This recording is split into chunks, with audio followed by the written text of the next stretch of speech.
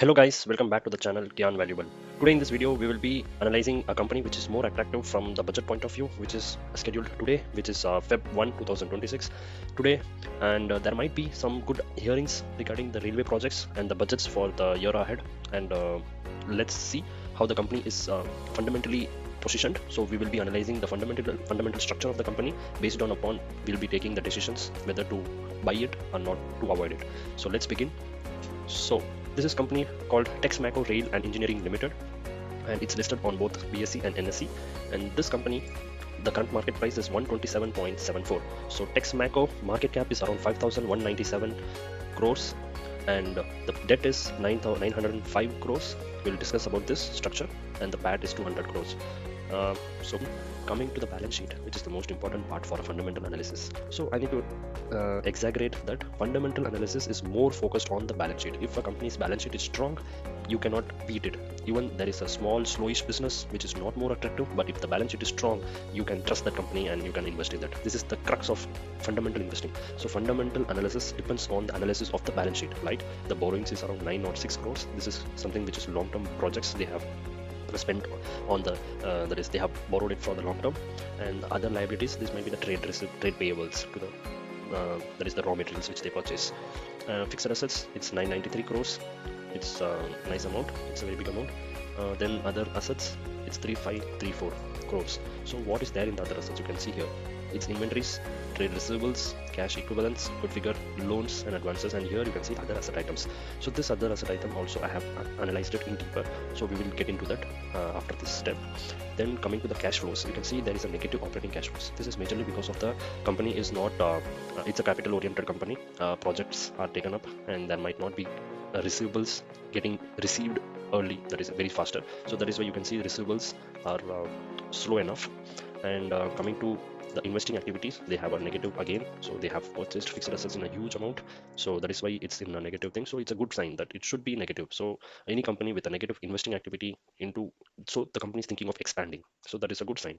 Coming to cash of financing activity, here you can see there is some borrowings to come up in March what year, that is 2025. Then coming to interest, there is borrowings, obviously there will be some interest outflows.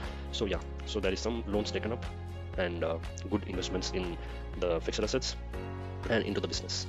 So coming to the ratios here, cash conversion cycle is 117 and working capital days 123, which is very high. It's a capital intensive company and it should be high. And ROCE is 14%, so it has increased over the years. It's a very good sign. Coming to the shareholding pattern here, so the promoters are holding 48. So the promoters includes all these Zauri International major promoter holder, Texmaco Infrastructures and Holding Limited 14%. And here FIIs have increased their stake likely in December quarter. DIIs have decreased their portion. Public has increased. Obviously when the DIIs sell the shares, the public will absorb it. So this is what happens. So next we'll coming to the AI analysis. We'll start with the understanding the business model of the company. So I have already searched those, so we'll just check them again. So the major business model of the company is coming from the sale of freight car division, that is freight wagons. So these wagons are basically the freight wagons you can see on the railway tracks running with coal, filled with coals, filled with build. There is there are some steel coils on the wagons. So there are multiple types of wagons which they manufacture, and the main supplier, that is main supply is to the Indian railways and the private markets. Also there is some exports are happening from India also. So also they are into integrated steel foundry casting. So they also manufacture some equipments, some systems, small integrated tools, so which are mostly built in their steel foundries. So that is what they have a good portion of income from there also. Then there are some small projects like OHEs. OHEs is the electrification. That is the major attraction where the government might give up in the coming budget. And the track works, the bridges, that is the railway bridges you can see. So these small projects also this company is taking up through that is infra, rail and green energy. This is the division, the segment. So green energy, we have I found that they have some good portion of there is hydromechanical systems which they have taken up, and there is a project which is going on. We will discuss that also. Then green energy solutions, yeah, so this is all connected. So there is a hydro project going on in Assam, which is India's biggest that is the project going on for the hydro. And so they are some they play a good role there. Coming to traction substations, so this is also similar to the there is the electrifications, where they have some substations built up for the supply of electricities to the railways. So So this is what the revenue segment tells about. They have some associated cost. Cost is majorly the steels which they bought, so for building the vehicles.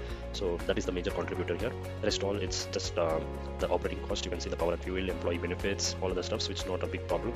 But this cost of materials is 83% of the revenue.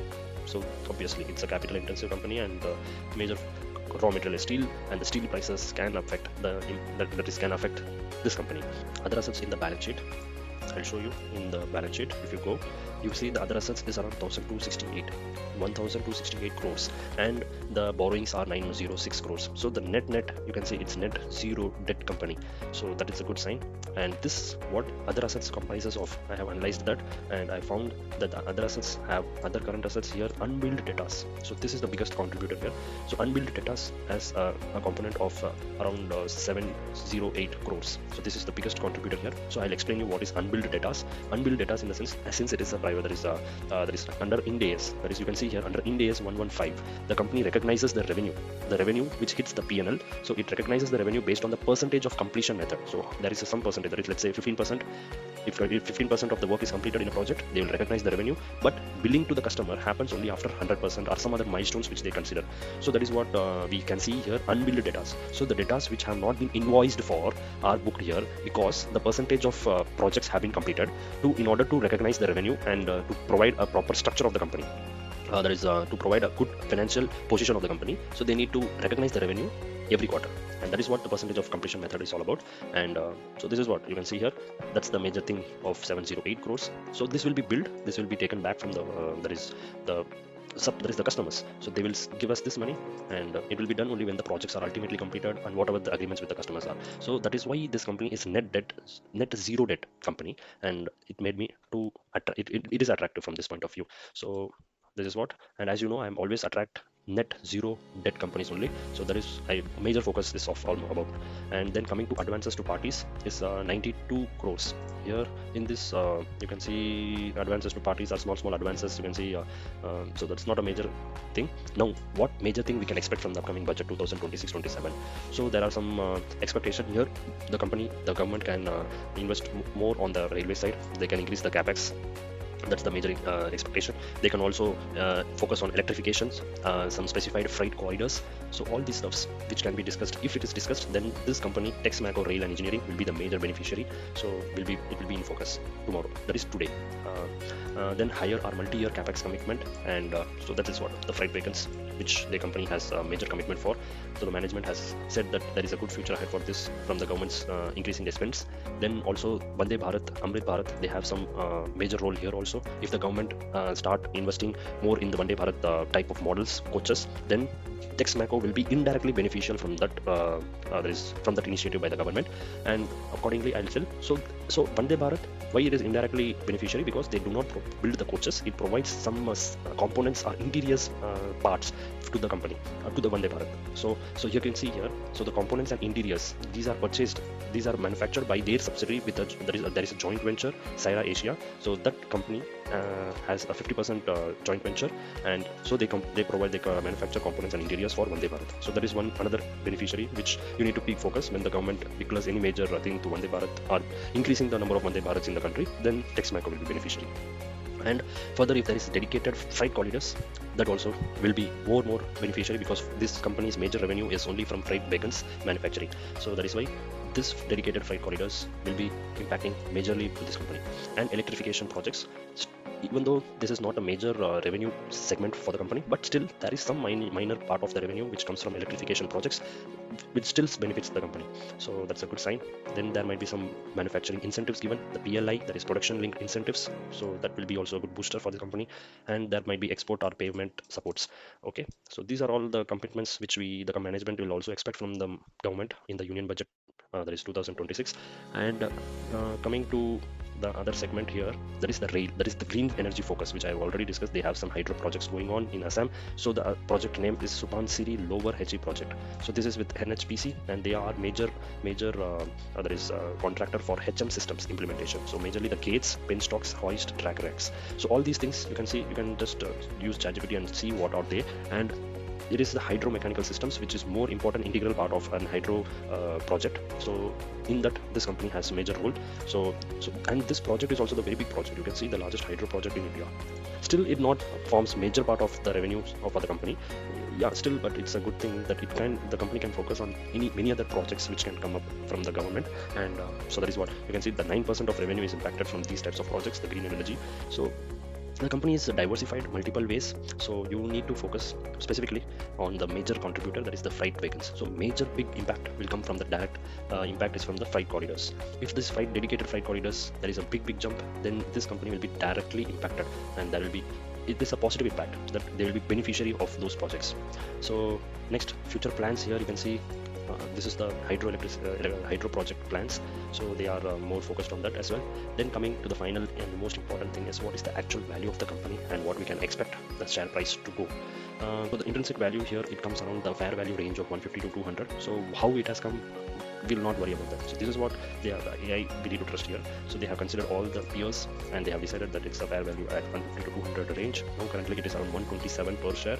So we can expect a price of 185 more from here. So it's a 45% growth from this point of time. It's only for short-term target, but if it is a long-term which you are thinking for investing in this company, it's a multi-bagger company. So it's always, now you can see the recommendation which is coming here is buy and accumulate. So as and when the fall is there in this company share price, you can just buy and accumulate it at these current levels, and most probably you can get very good returns, more than 100% also in next 1 or 2 years. So this is what my overall review from overall analysis of Texmaco Rail and Engineering Limited. I hope that you people have liked this analysis. So thank you so much for watching, and please like, share and subscribe this video, and also comment how I can improve the way there is a presentation to be done in upcoming videos.